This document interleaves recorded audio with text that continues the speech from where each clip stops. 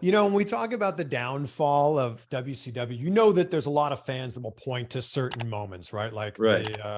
the finger poke of doom, or I'm sure we'll talk a bunch about it, like Starrcade '97. People look at some of these moments and go, after that, it was all downhill. You don't Yeah. think it was one of those specific moments? It was a combination of things. It was all those things. One of those individual things by itself couldn't have made that drastic of a move, but all of them culminating together is, to me, is my opinion of why it went down. Uh, Especially that Starrcade.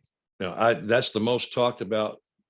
Man, that was 25 years ago, and they still talk about it. Yeah. There's people anytime that people want to know about that, man.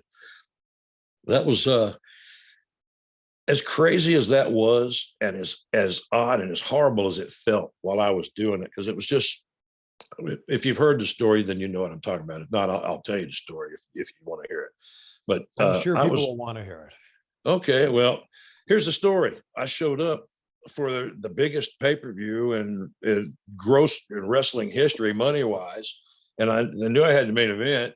And as soon as I get to the building, which is really odd because I get along good with Eric now, but back then it wasn't like we didn't get along. It's just he was a boss and I was a little grunt referee. And man, I had a lot of things going on in my life, and egos and all that stuff. And he had to cater to a bunch of the egos, and I didn't have time for all that crap. People are people, man. But anyway, I show up to the building, and him and I hardly ever had a conversation. I'd say hello or shake hands, and that was it.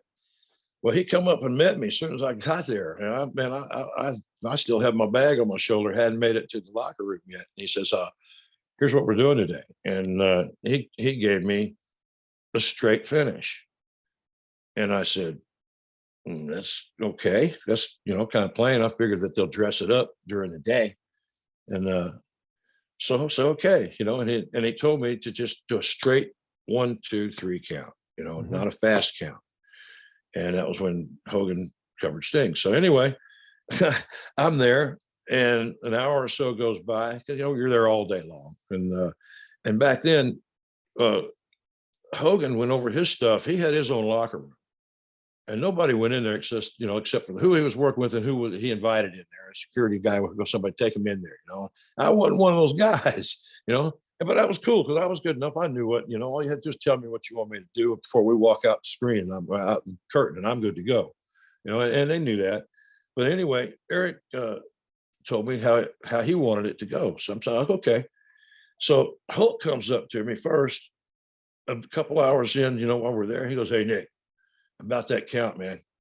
Nice and slow, man. 1, 2, 3." I'm Yeah. thinking, okay, that's normal. I can't do it slow. That'd be ridiculous. Is what's we're doing. There's a heat in that, And but and also, so about an hour or so later than that, Sting comes up to me and says, "Hey Nick, about that count?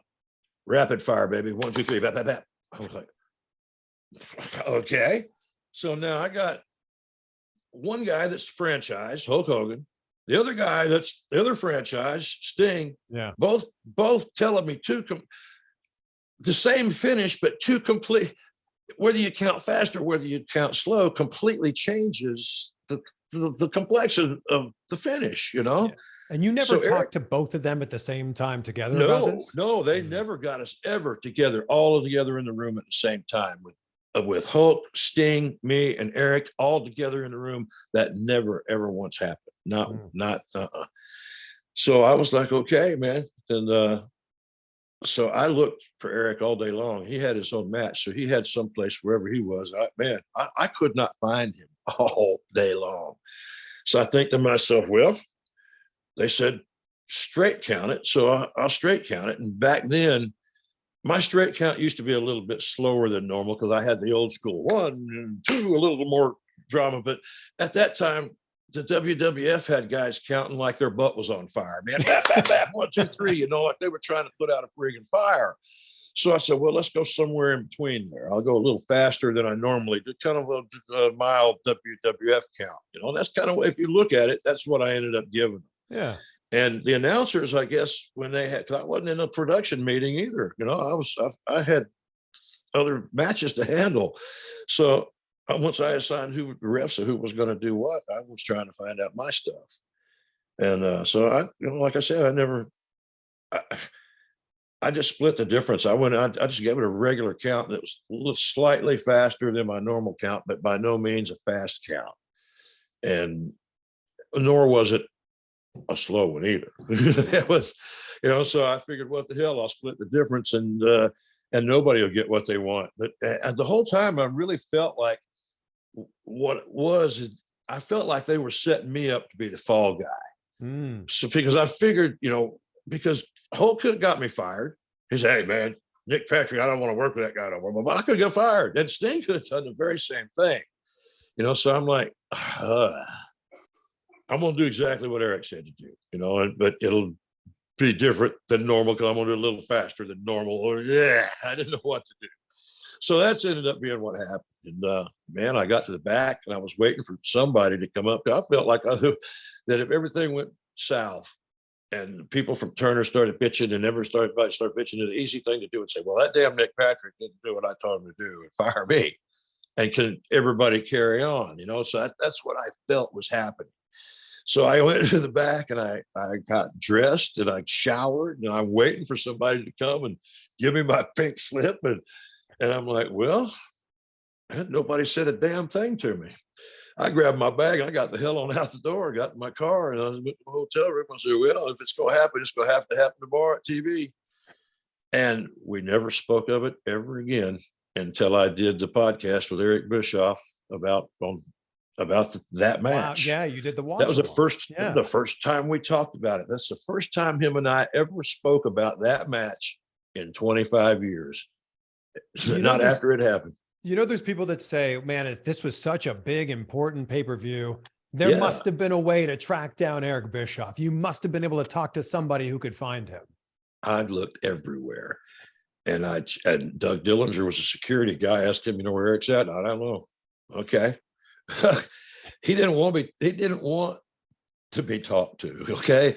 He made a decision and he didn't want to, and he knew that he was going to get hammered from all sides all day long because of that decision.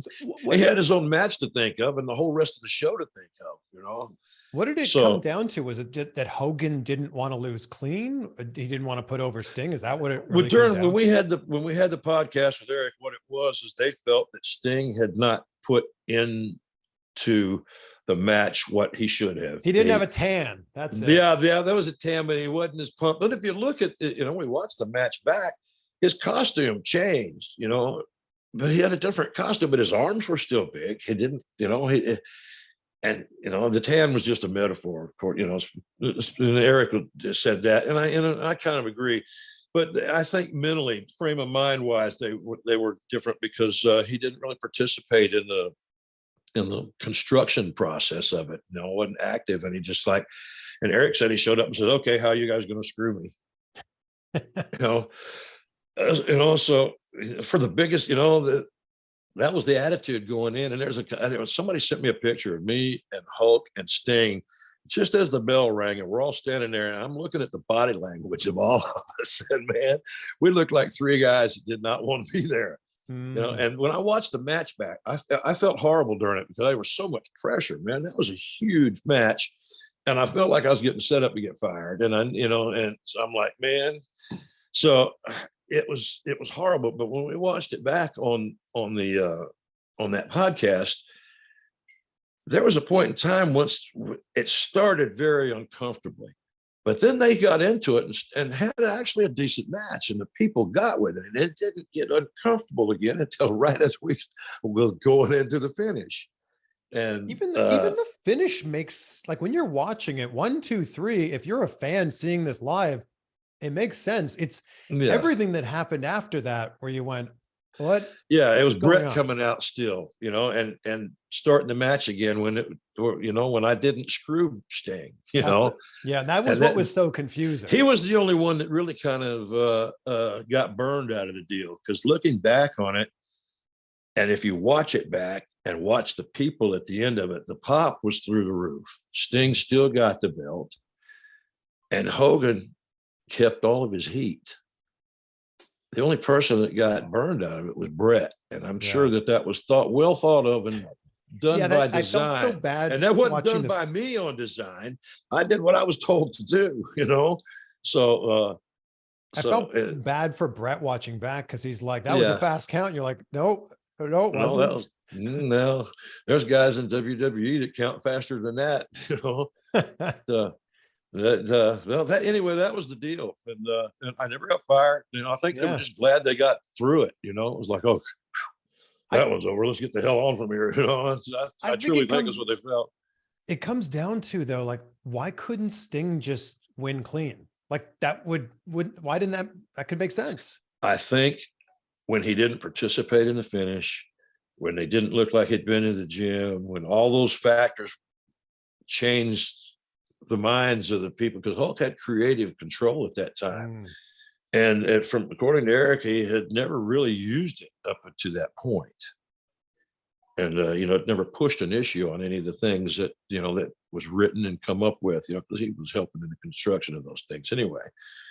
But at that point, he did. So, but according to Eric and during that other podcast, that was why, because they felt that Sting wasn't, you know, for the biggest match in possibly wrestling history. And if you think about it, damn, it could have been the way it was built up. That could have been, people could be talking about that match right now, just like they do about Flair and Steamboat and Macho Man and Steamboat. Even though it wouldn't have been that kind of a technical type of match, it would have been box office personnel, because they both had the psychology. So Hulk has the psychology and Sting had the fire. And it could have gone down in history as, you know, as memorable as one of those, and for that reason, instead of for the reason that it did.